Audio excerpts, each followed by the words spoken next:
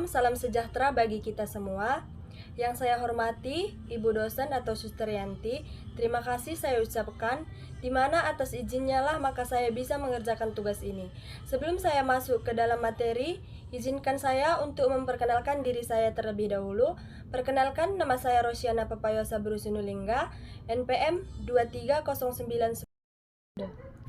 Kitab suci, sejarah mencatat bahwa kitab suci yang ada pada kita sekarang terbentuk pertama kali menurut kanon yang ditetapkan oleh Paus Damasius I di tahun 382, Konsili Hippo atau 393, Kartago atau 397, dan Kalsedon 451, yang kemudian diteguhkan oleh banyak konsili sampai Trente 1945 sampai 1563. Maka magisterium gerejalah atas ilham Roh Kudus yang menentukan kitab-kitab mana saja yang diinspirasikan oleh Roh Kudus, sehingga dapat termasuk dalam kitab suci. Sebelum kitab suci ditulis, gereja mengandalkan tradisi suci, yaitu pengajaran lisan dari Kristus dan para rasul yang telah ditunjukkan oleh Kristus menjadi pondasi gereja, atau Efesus 2 ayat 20.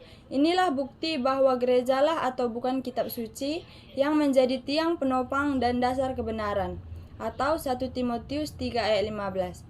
Jadi, pandangan bahwa hanya kitab suci saja yang menjadi pedoman iman, itu tidaklah benar, sebab asal mula kitab suci itu sendiri melibatkan tradisi suci dan magisterium. Karena itu, gereja yang mempunyai otoritas untuk menginterpretasikan kitab suci sesuai dengan maksud yang ingin disampaikan oleh Roh Kudus.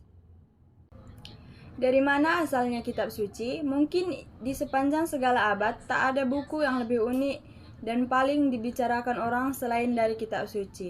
Walaupun sejumlah orang meragukannya ataupun membencinya, namun kitab suci tetap terbukti merupakan buku yang paling banyak dibaca orang sepanjang sejarah. Bible, kitab yang suci. Bible berasal dari kata Yunani Biblos atau Biblon. Kita mengenal kata Bible dalam artinya sekarang dari Santo Hieronymus di abad keempat yang menyebutnya sebagai the Holy Books atau the Books, ta Biblia. Persamaan kata dari the Holy Bible adalah the Holy Scriptures, yang mengacu kepada kitab-kitab yang dikenal sebagai sabda Allah yang merupakan satu kesatuan dalam kesinambungan ilahi. Unik dalam penulisannya, unik dalam pelestariannya. Sejak dari penulisannya sampai juga kepada pelestariannya, kitab suci mempunyai ciri khasnya tersendiri yang tidak dimiliki oleh buku-buku lainnya. Ke-73 kitab dalam kitab suci ditulis dalam rentang waktu berabad-abad, sekitar 1600 tahun, yang ditulis oleh sekitar 50 orang yang berbeda dari negara ataupun tempat yang berbeda. Namun, semuanya menuliskan rencana keselamatan Allah yang mengacu dan mengerucut kepada Kristus. Buku yang menjadi perkataan sabda. Kita hidup di zaman tulisan, entah lewat media buku atau sekarang melalui internet. Maka, sulit bagi kita untuk membayangkan bahwa kitab suci itu asalnya adalah dari perkataan lisan. Kitab suci bertumbuh dalam pola masyarakat yang komunal dan tidak individual, sebagai sesuatu yang spontan dan hidup. Jauh berbeda dengan budaya kertas di zaman modern, di mana bahasa tulisan menjadi suatu yang otomatis dan umum. Transisi menjadi ajaran yang tertulis. Transisi menjadi ajaran yang tertulis dari ajaran lisan menjadi tulisan juga menyisakan pertanyaan-pertanyaan. Yang pertama adalah soal waktu, yaitu pada titik mana teks tersebut ditulis. Pada teks Perjanjian Lama, terdapat kemungkinan 3 kali periode penulisan yang intensif. 1. Pada zaman Hezekia atau Ezekias atau Hizkia, anak Raja Ahaz.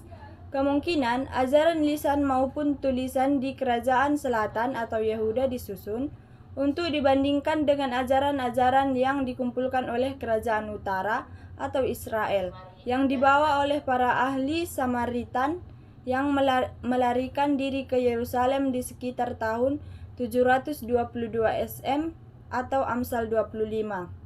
Di zaman Yosia ditemukan kitab ulangan dan versi lengkap yang pertama dari kelima kitab Musa atau Pentateuch. Dalam bahasa apa kitab suci ditulis? Secara umum terdapat 3 bahasa asli kitab suci. 1. Bahasa Ibrani, digunakan dalam kitab-kitab yang berasal dari tradisi Yahudi. Penemuan Dead Sea Scroll semakin memperkuat hal itu. Komunitas Essenes masih menggunakan bahasa Ibrani dalam naskah kitab-kitab mereka. 2. Bahasa Aram, yang berkaitan dengan bahasa Semitik, yaitu dialek bahasa Ibrani sehari-hari. Kitab yang ditulis dalam bahasa Aram adalah Injil Matius yang mula-mula, beberapa kitab Esdras atau Esra, Daniel, dan Yeremia. 3. Bahasa Yunani, yang telah digunakan di zaman sesaat sebelum zaman Kristus, seperti yang digunakan dalam kitab kedua Makabe dan Kebijaksanaan, juga zaman Kristus dan setelahnya, sehingga kemudian kitab-kitab Kristiani di abad-abad awal ditulis dalam bahasa Yunani. Pada bahan apa kitab suci yang asli ditulis? Terdapat 2 bahan material yang digunakan untuk menuliskan teks kitab suci. Yang pertama adalah papyrus, yaitu semacam batang rumput ilalang Mesir yang diratakan dan digabungkan dengan coating menjadi asal-usul pembuatan kertas. Manuskrip kitab suci. Mengingat sifat bahan manuskrip yang relatif tidak tahan lama, tidaklah mengherankan jika manuskrip asli kitab-kitab suci telah punah.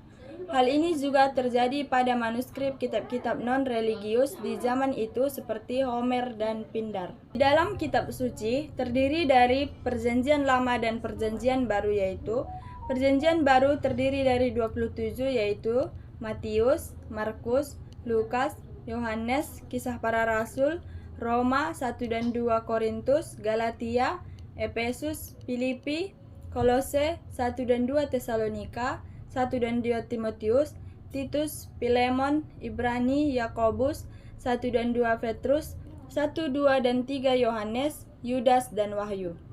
Dan Perjanjian Lama terdiri dari 39, yaitu Kejadian, Keluaran, Imamat, Bilangan, Ulangan, Yosua, Hakim-Hakim, Rut, 1 dan 2 Samuel, 1 dan 2 Raja-Raja, 1 dan 2 Tawarik, Esra, Nehemia, Ester, Ayub, Mazmur, Amsal, Pengkhotbah, Kidung Agung, Yesaya, Yeremia, Ratapan, Yehezkiel, Daniel, Hosea, Yoel, Amos, Obadya, Yunus, Mika, Nahum, Habakuk, Zefanya, Hagai, Zakaria, dan Maleaki. Kesimpulan, kaitan tak terpisahkan antara tradisi suci, kitab suci, dan magisterium gereja. Pemahaman akan asal-usul terbentuknya kitab suci harusnya semakin membantu kita untuk mengakui bahwa sesungguhnya kitab suci atau ajaran Kristus dan para rasul yang dituliskan tidak terpisahkan dari tradisi suci atau ajaran lisan dari Kristus dan para rasul. Sebab kitab suci berasal dari ajaran lisan dari Kristus dan para rasul yang kemudian dituliskan atas dasar kemampuan memori dari para penulisnya dan juga pertama-tama atas dorongan Roh Kudus. Sekian video dari saya, Suster. Banyak sekali kesalahan yang saya perbuat dari tutur kata atau pemaparan materi saya. Saya mohon maaf. Atas kekurangan saya terima kritik dan saran dari teman-teman dan dari Suster. Cukup sekian dan terima kasih. Shalom.